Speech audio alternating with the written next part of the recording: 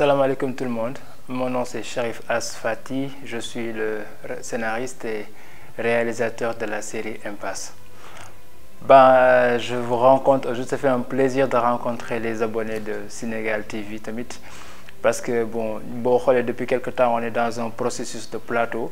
On présente les acteurs principaux de la série Impasse et juste après je devais faire la rencontre et vous remercier pour votre attachement dans cette chaîne et pour toute l'affection que vous portez à l'endroit de notre chaîne et des activités qu'on fait. Donc là, je suis aussi là pour répondre à certaines questions, certaines interpellations par rapport à la chaîne, par rapport aux questions, par rapport à Impasse, notre objectif.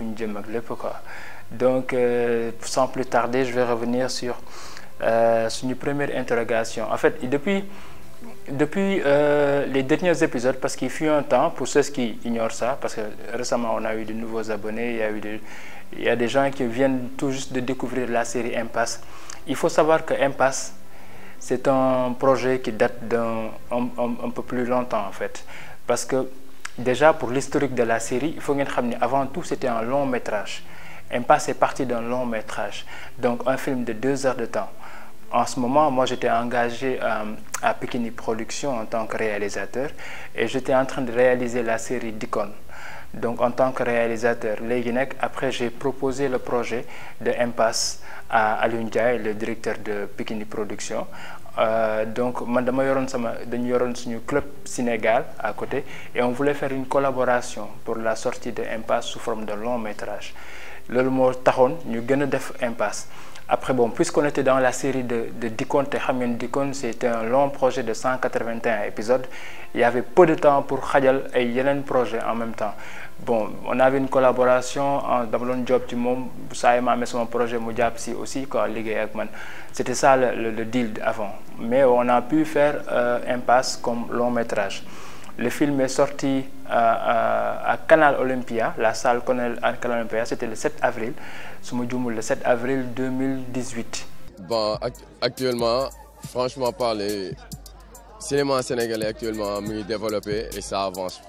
Wax deug fa yalla quoi. Gis nañ fi Serif mom machallah quoi, machallah, na continuer ci production yi. Bon, di ñaan état Sénégal aussi surtout mu gën ci jappalé gaay quoi. Actuellement on en a besoin quoi. Gaay am sen propre chaîne bo xamné nañ jël ay novelas et autres, ñu jël ko tégué ko né quoi, remplacer ko fait quoi, ñu am suñu propre chaîne yo xamné film sénégalais kessé lay tek quoi. Je voulais dire sa impression par rapport au film sénégalais qui a réalisé Monsieur Assane. Ouais, je suis très content. Je suis très content quand on voit des jeunes Sénégalais aujourd'hui. Ils ont investir aussi au cinéma. Def tamit lu melni daf ñuy wone que vraiment on a wone mun gëm suñu bok. Donc bu mo sétané li vraiment fogu mo wone que Sénégal amna jeunes yu melni yu mën li parce que film yu melni Hollywood nga ko doon gis cinéma nga ko doon sétane mais tay bu né ba ay jeunes sénégalais diko def ni l'espoir est permis. Ñu nek ak Alioune Ndiaye mom mi nga xamné mo produit film monsieur Alioune Ndiaye, comment allez-vous? Je vais bien, alhamdoulillah. Alors mun na recueillir say impression par rapport au film sénégalais bi di Impasse bi nga produire tay. Oui, déjà, on est très heureux d'être là. On est content de voir le produit, de voir un produit fini de bonne qualité. Donc le chemin a été long, mais l'aventure a été intéressante parce que depuis le départ, quand j'ai rencontré les jeunes de Sénégalais, j'ai été frappé par leur volonté, j'ai été frappé par leur détermination, leur capacité à s'autoproduire, leur capacité à travailler, à aller jusqu'au bout de leurs idées, jusqu'au bout de leurs ambitions, quelles que soient les difficultés, quels que soient les problèmes. Donc j'ai eu confiance en eux déjà, d'abord en leur confiant une série d'icônes sur lesquelles le réalisateur travaille depuis 2 ans. Et puis j'ai eu confiance quand ils m'ont présenté un projet pour dire ok, on peut y aller, je peux le produire, donc je l'ai produit.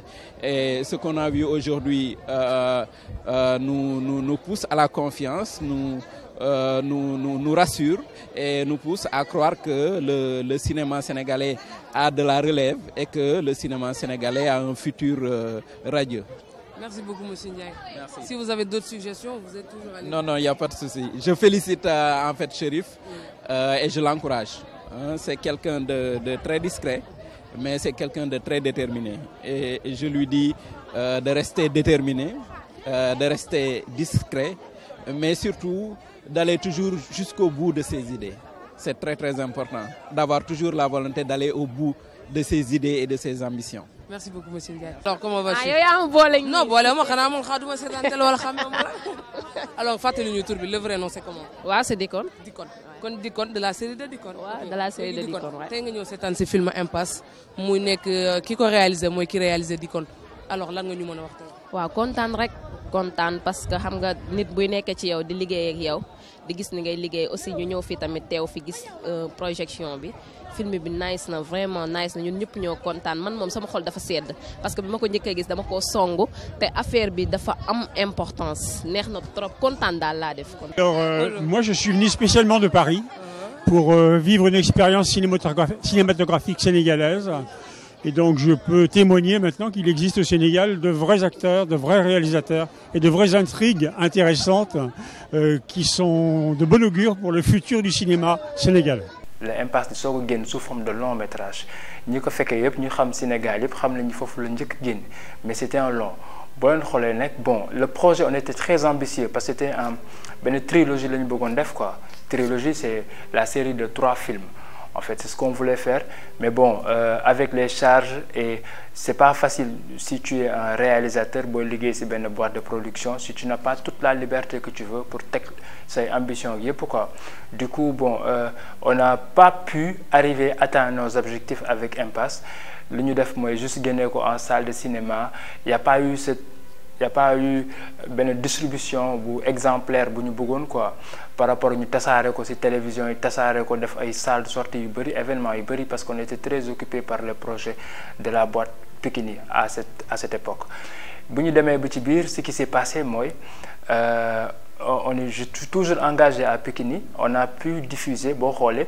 booy diffuser benn long métrage benn film bu 2 heures de temps en ligne c'est compliqué parce que les gens n'ont pas toute cette durée là en fait on a voulu diviser Impasse en des parties ce qui nous a donné 5 parties de 26 minutes c'est ce qui a donné la première saison boo leen xoolee bon en fait l'écriture à la base c'était pas une écriture pour une série c'est comme j'ai dit tantôt c'est une écriture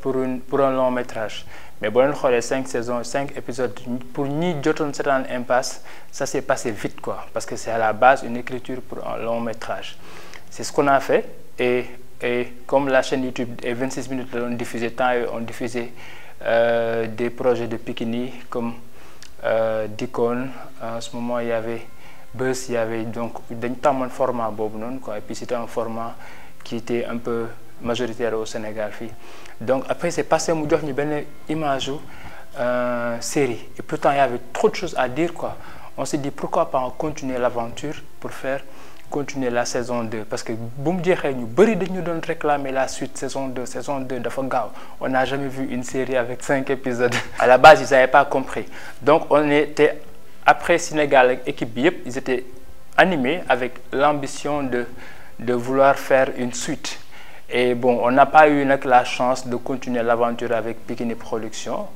et bon man j'ai continué et finalement dama démissionné foofu noonu j'ai quitté Pikini pour des raisons personnelles et Impasse j'ai continué l'aventure de Impasse avec mon propre club Sénégal Pictures parce que Sénégal existe depuis des années on a fait quelque chose comme 13 films voire 14 sax des courts et des longs métrages le club de Sénégal bi ngeen di gis nii on nous connaît beaucoup plus dans le milieu cinématographique pas dans les séries quoi parce que chaque fois ci cinéma bi lañu doon nekk on a fait beaucoup de films on a fait beaucoup de projections en salle dans toutes les salles ici hormis Grand Théâtre lañu duggagul mais Sorano Blaise Senghor on a Canal Olympia on a fait des projections partout ñooñu xam nañu on est trop présent sur le terrain mais le même Sénégal aussi on est allé dans plusieurs festivals on a gagné pas mal de prix dont notre dernier prix c'est le grand prix du festival euro-africain de Tiznik au Maroc donc c'est un club qui s'y connaît trop au cinéma léegi nag lañu commencé dugg dans les séries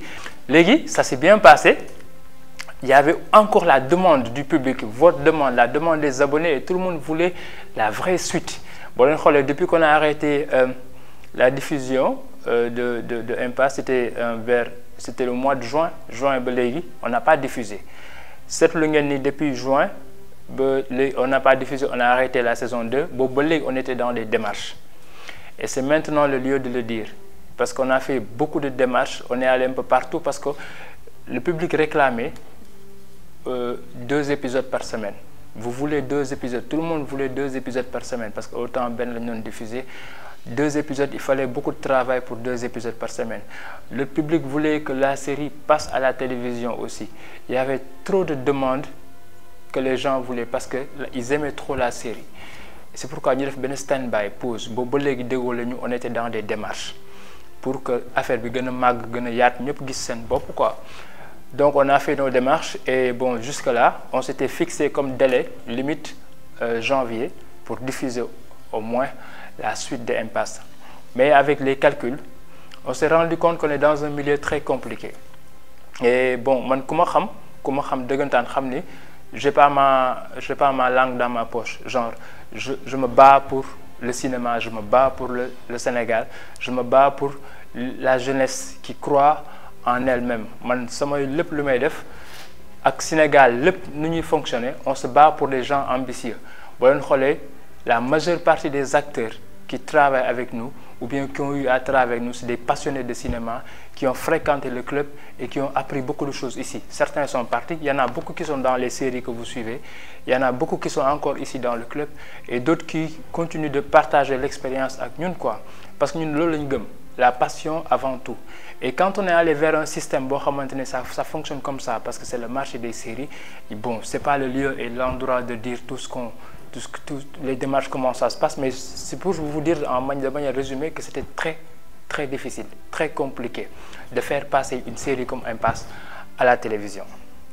Et les gars, c'est pas encore fini, les démarches sont toujours en cours, quoi. Parce que bon, peut-être que la série n'est pas le style de série qu'on a l'habitude de voir ici, quoi.